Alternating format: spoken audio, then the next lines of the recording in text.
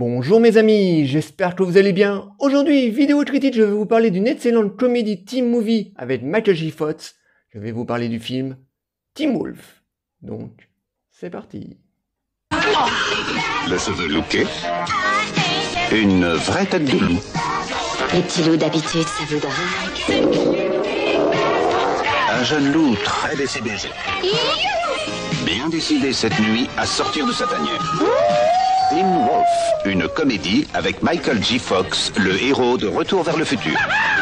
Teen Wolf est un film réalisé en 1985 par Rod Daniel. On retrouve dans les rôles principaux Michael J. Fox, Jerry Levin et Susan Ursuti. Teen Wolf est une excellente petite comédie teen movie typique des années 80. Alors avant de rentrer en détail sur le film Teen Wolf, je vais vous faire un petit récap très rapide sur la carrière de Michael J. Fox à l'époque. Alors nous sommes en 1984, Michael J. Fox n'est pas encore devenu la star planétaire qu'il allait devenir grâce au tout premier Retour vers le futur de Robert Zemeckis, mais il avait une petite aura de star aux États-Unis grâce à la série Sacrée Famille où il jouait depuis 2 ou 3 saisons, et c'est grâce à cette série que Michael J. Fox a pu jouer dans son tout premier film cinématographique, dont Teen Wolf. Et l'année 85 est une année très importante pour Michael J. Fox parce que en début d'année, il va tourner donc Teen Wolf, cette petite comédie teen movie qui va malheureusement pas rencontrer son public au cinéma, et dans le courant de l'année, il va être débauché sur le tournage de Retour vers le futur. Alors vous connaissez tous le making of de Retour vers le futur parce que il y a plein de confrères youtubeurs qui ont fait des vidéos sur la saga Retour vers le futur, donc vous connaissez certainement l'histoire. À la base, ça devait pas du tout être Michael J. Fox qui joue le rôle de Marty, mais Reed Stoll qui avait commencé à tourner sur le tournage depuis quelques semaines, mais malheureusement l'acteur ne collait pas du tout au personnage de Marty, il n'était pas assez comique, beaucoup trop sombre, donc l'acteur a quitté le tournage en cours de route, et ils ont débauché Michael J. Fox comme ça un petit peu à l'arrache, et Michael J. Fox du jour au lendemain est devenu une star planétaire grâce au succès de Retour vers le futur. Donc ça a permis à Teen Wolf, qui avait vautré complètement au cinéma, d'avoir un second souffle en vidéoclub, parce que je me rappelle à l'époque, avec David, nous l'avons découvert en VHS, en vidéoclub. Je me rappelle les premières semaines pour avoir le film, c'était galère parce que les VHS n'arrêtaient pas de sortir parce que Michael J. Fox du jour au lendemain était devenu une vedette, donc les gens voulaient voir le nouveau film de Michael J. Fox, même si Teen Wolf était tourné avant Retour vers le futur, mais tout le monde voulait le voir, donc le film a eu droit à un second souffle en VHS, et c'est une bonne petite comédie, voilà, qui mène pas de mythe comme ça, c'est un teen movie typique des années 80. Donc, nous suivons les aventures de Scott, un lycéen lambda, pas très populaire au sein de son lycée. Il est pas très doué en basket, il sait pas s'y prendre avec les filles, donc c'est un étudiant invisible. Et un jour, la vie de Scott va complètement basculer le jour où il va apprendre qu'il est issu d'une famille de loups-garous. Alors, au début, l'étudiant va prendre cette nouvelle comme une malédiction, et pendant un match de basket, sous le ton de la colère, Scott va se transformer en loup-garou, et du jour au lendemain, Scott va devenir la coqueluche de son lycée. Voilà en gros l'histoire très simple de Teen Wolf. Alors c'est une petite comédie teen movie comme on en avait beaucoup dans ces années-là.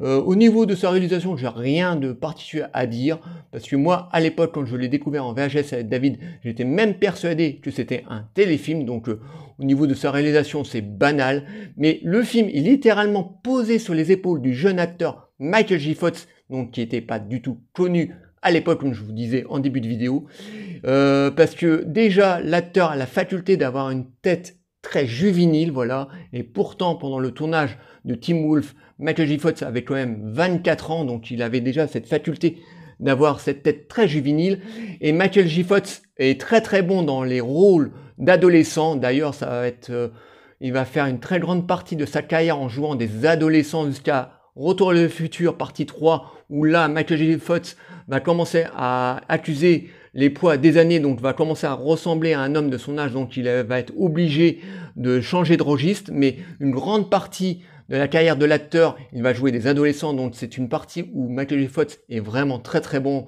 et donc l'acteur porte littéralement le film sur ses épaules, parce que les acteurs qu'il a en face de lui sont que des acteurs non connus, donc de beaucoup d'adolescents qui sont plutôt bons, mais pas très connus. La plupart des acteurs ont joué beaucoup dans des téléfilms ou dans des séries télé. Donc Michael J. Fox est la seule tête d'affiche dans ce film. Donc Michael J. Fox est très très bon dans le rôle de Scott, donc de cet adolescent invisible, pas très connu au sein de son lycée, qui va du jour au lendemain apprendre qu'il est un loup-garou, donc il va découvrir ses nouveaux pouvoirs, et en découvrant ses nouveaux pouvoirs, ça va amener bien sûr à des scènes comiques, parce que le jeune Scott au début va prendre ses pouvoirs pour devenir la coqueluche de son collège, voilà, donc ça va lui apporter plutôt du bon, jusqu'au moment où ça va aussi lui apporter des malheurs, mais au début du film, le jeune Scott va servir de ses pouvoirs pour faire plein de bêtises, donc ça va amener bien entendu à de très bonnes scènes comiques. Une des scènes comiques que j'aime beaucoup dans le film, c'est au moment où Scott, poussé par son ami, va acheter de l'alcool, donc il va rentrer dans la supérette du coin ou dans le caviste du coin, donc une petite boutique où on vend d'alcool, où le propriétaire de cette boutique a la fâcheuse habitude de sentir les étudiants à 2 mètres qui veulent acheter de l'alcool, donc tout étudiant qui rentre dans cette boutique n'arrive jamais à acheter de l'alcool, et poussé par son meilleur ami, donc Scott va rentrer dans la boutique, va prendre un gros tonneau de bière, va passer à la caisse, et il va hypnotiser le propriétaire pour acheter donc la bière. Donc il va faire des gros yeux rouges, il va faire un grognement de loup-garou, et il va réussir à acheter l'alcool. Donc cette scène est vraiment très marrante, voilà, on n'est pas plié en deux, mais à chaque coup, moi, cette scène me fait mourir de rire. On a droit aussi à une autre scène où Scott, étant devenu populaire, il va monter sur la fourgonnette de son meilleur ami pour faire des acrobaties, donc pour épater la galerie. Ils vont traverser toute la ville, et on va voir Scott en train de faire des acrobaties sur la musique des Beach Boys, donc c'est une scène qui est vraiment très sympathique. Aussi, à un moment, Scott va réussir à relever la plus belle fille du collège, une petite blonde un peu pétasse, d'ailleurs, même très très pétasse, parce que dans les années 80, les pétasses, c'était les blondes. Alors là, c'est pareil, c'est une petite blonde très pétasse qui sort avec le beau gosse du lycée, le capitaine de l'équipe de basket, donc à qui Scott va se mettre à dos. Donc il va réussir à draguer donc cette petite pétasse blonde, qui malheureusement va s'intéresser plus au loup qu'à Scott lui-même. Et donc au fur et à mesure du film, comme ça, on va avoir des petites scénettes comiques, mais il y a aussi des petites scènes un petit peu dramatiques, enfin légèrement dramatiques, on va dire, où Scott va s'apercevoir qu'il y a du bon dans ses pouvoirs, mais aussi du négatif. Voilà, parce que il va très vite s'apercevoir que ses camarades vont plus s'intéresser au loup qu'à Scott lui-même. Donc au bout d'un moment, il va finir par abandonner ses pouvoirs de loup-garou, et c'est à ce moment-là qu'il va se prendre en pleine poire sa popularité, voilà, parce qu'au début, il va plaire à beaucoup d'étudiants, mais il va déplaire beaucoup aussi à d'autres étudiants, et là, il va se prendre un revers de médaille, un revers en pleine poire, c'est qu'au moment où il va redevenir Scott, déjà la petite pétasse qui s'est draguée ne va plus du tout s'intéresser à lui, il va avoir sur le dos le playboy du collège qui va commencer à lui taper dessus, donc ça va être difficile à un moment pour Scott. Donc on a des très bonnes scènes comiques, mais aussi des scènes un petit peu dramatiques. Donc c'est une comédie que j'aime beaucoup, voilà, qui est pour moi une Madeleine de Proust, parce que je l'ai découvert j'avais une dizaine d'années, donc je m'identifie énormément au personnage de Scott, parce que moi-même, avec David, au lycée, on n'était pas non plus des étudiants comme ça très populaires. Voilà, on avait une bande de copains, mais on était plutôt des lycéens de lambda, et donc on s'identifiait énormément au personnage de Scott. Donc c'est une très bonne comédie. Teen movie des années 80, ça sent bon les années 80, les coupes de cheveux, les fringues, la musique, on a de la musique Beach Boys dans le film, c'est vraiment très très sympathique, on a de très bonnes scènes comiques, Michael J. Fox est excellent, c'est la seule tête d'affiche du film, en face de lui on a que des acteurs, que des jeunes acteurs, que des adolescents pas très connus, on a par exemple Jerry Levin qui joue le rôle de son meilleur ami, donc qui pousse Scott à faire des petites conneries. L'adolescent le joue plutôt bien, mais voilà, l'acteur n'a pas eu une grande carrière. Bon, je l'ai vu 2-3 fois dans des séries télé ou dans des téléfilms. On a aussi Susan Ursuti, donc qui est une adolescente qui joue le rôle de sa meilleure amie, d'ailleurs qui est amoureuse de Scott depuis l'enfance, à qui en fin de film à qui il va tomber amoureux. L'actrice est plutôt bonne aussi, voilà, c'est une adolescente qui joue plutôt bien son rôle, hein, donc j'ai rien à dire sur le casting, mais c'est vraiment Michael J. Fox qui porte littéralement le film sur ses épaules parce que c'est la seule grande vedette.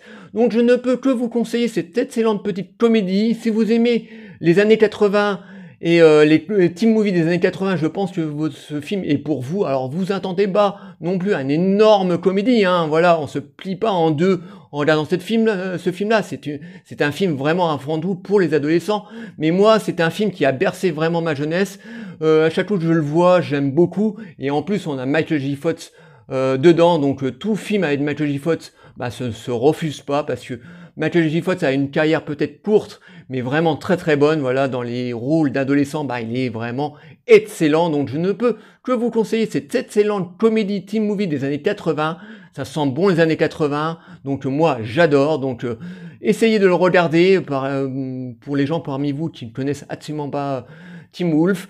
D'ailleurs, le film a complètement bidé au cinéma, mais a eu une second souffle, donc en VHS. Quelques années plus tard, ils ont fait une suite, mais bon, la suite était nettement moins bon que le premier film, parce que déjà d'une, il n'y avait pas Michael J. Fox, et dès qu'il n'y a pas Michael J. Fox, donc ça vient un film teen movie lambda, et le deuxième est sympathique, mais bon, pas dantesque du tout, voilà, il n'arrive pas du tout à l'échelle du tout premier. Donc je ne peux que vous conseiller cette excellente comédie des années 80 avec Michael J. Fox. Donc Teen Wolf, un film à voir. Voilà. J'espère que cette petite vidéo vous aura plu. Likez, délikez, abonnez-vous. Envoyez-moi des commentaires sur Teen Wolf. Dites-moi si vous le connaissez ou si vous voulez le voir. Je vous répondrai toujours avec plaisir. Et je vous dis à très très bientôt. Ciao les amis.